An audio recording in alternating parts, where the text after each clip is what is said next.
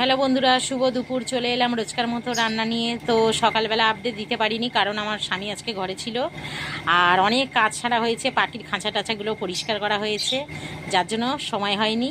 আর দুপুরবেলা কি রান্না করেছি চলো তোমাদের দেখিয়ে দিই। আর আজকের অনেকটাই দেরি হয়ে গেছে, কাজগুলো সারতে সারতে 3:10 হয়ে গেছে।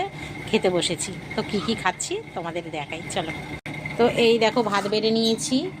এই যে ভাত বাড়া হয়ে গেছে, এটা ছেলের ভাত। কালকেকার এই যে চিকেন স্টু আছে, ছেলের জন্য দিয়ে দিলাম। আর এইখানে দেখো, এই যে আমি একটু মুসুরির ডালটা একটু ঘন করেই করি। কাঁচা লঙ্কা, 5 ফোড়ন আর কাঁচা পেঁয়াজ দিয়েছিলাম ডালে।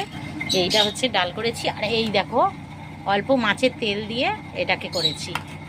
আর এখানে হয়েছে আলু ভাজা ডালের সাথে। আর এইখানে দেখো আয়লা মাছের ঝাল। এই দেখো, মাছটা ওঠেও না। এই যে আয়লা মাছের ঝাল করেছি আজকে।